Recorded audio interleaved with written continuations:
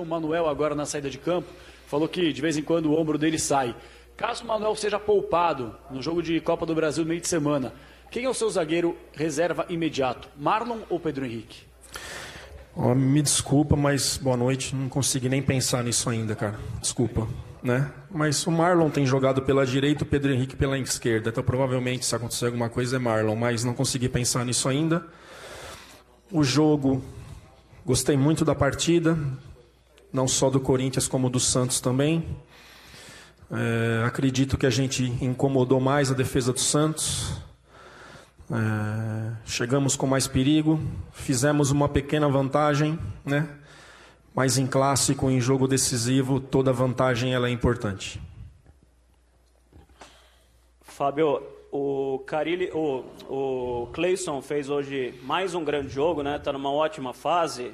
E eu queria saber o quanto dessa melhora dele tem dele mesmo, uma tentativa dele de melhorar o futebol, e quanto tem de você, de treinamento, de repetição e até de conversas que você teve com ele. Na verdade, com o Cleison não tive conversa nenhuma, né? Só pedi para a diretoria para que ele não saísse naquele momento. Quando a gente fala assim que a gente quer recuperar um jogador, estou falando de todos, isso passa muito pelo interesse do atleta também, de querer mudar, né? Ele já conhecia o sistema, o que um jogador de lado tem que fazer, ele já sabia, chegou aqui em 2017, foi campeão brasileiro com a gente, campeão paulista, ainda com a minha passagem aqui, né? Então tá num momento legal, tá com confiança, tá partindo por 1 contra 1, tá fazendo tudo o que a gente espera do Cleison nos jogos e está sendo fundamental. Está sendo decisivo. Carille, tudo bem? Falando sobre o Sornosa agora, que chegou a mais uma assistência na temporada, mas a minha questão é mais na disputa entre Jadson e Sornosa, né? O que parece, e levando em consideração o que você falou na última coletiva, é que em determinados jogos o Jadson se encaixa melhor, em outros jogos o Sornosa se encaixa melhor. Então, basicamente, é uma disputa por posição ou eles são jogadores complementares que você pensa em utilizar de acordo com cada partida? Sim, de acordo com cada partida.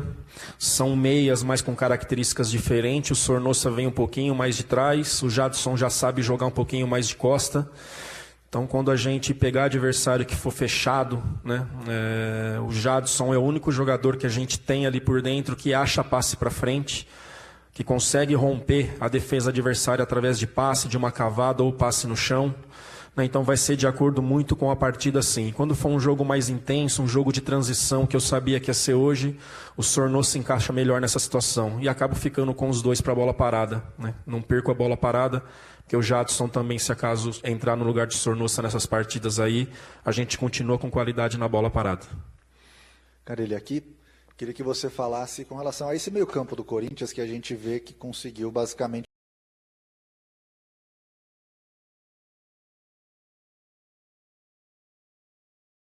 anular o Santos, né? A gente viu poucas finalizações de um time que geralmente chuta muito a cada partida.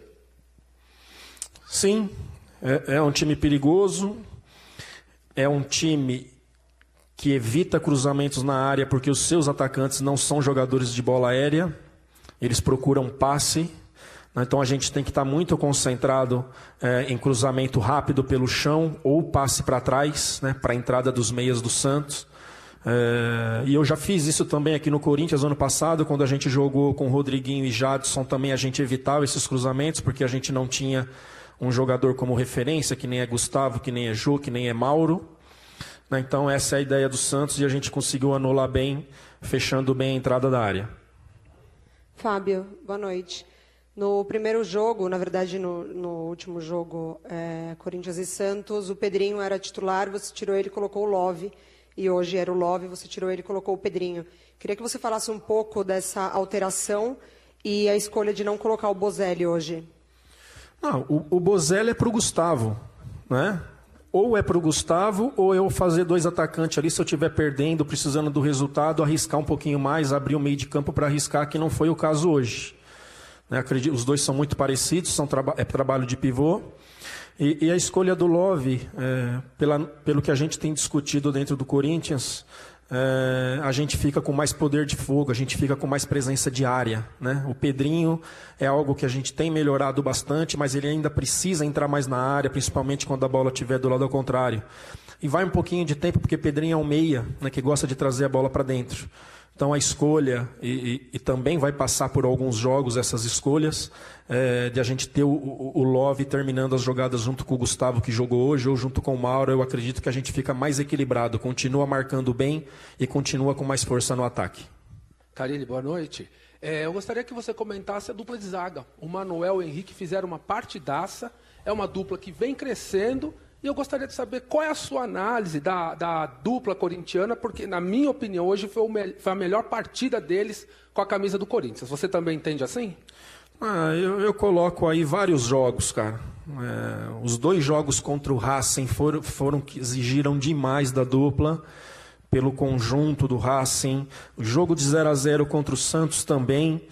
Tem jeito, mas quando a gente pega adversários de qualidade, clássico assim, o adversário vai ter chance, senão o futebol está errado, né? E muitos gols se falaram da zaga, e muitas bolas não entraram no setor da zaga.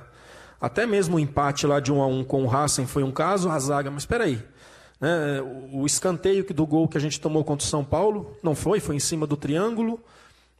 Lembrando mais aqui, o gol contra o São Bento lá no empate também, uma bola de segundo que não era da dupla de zaga. Então quando fala gol tomado, culpa muitas vezes muitos zagueiros, e não é muitas vezes, né?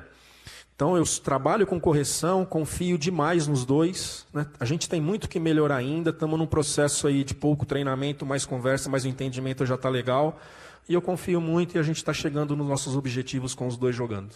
Carille, você comentou a dupla de zaga, agora eu queria que você comentasse a dupla de volantes. Ralf hoje fazendo o jogo número 400 e o Jean Urso, que chegou e se encaixou direitinho no time e está jogando muito. Eu queria que você comentasse a atuação dos 2 hoje.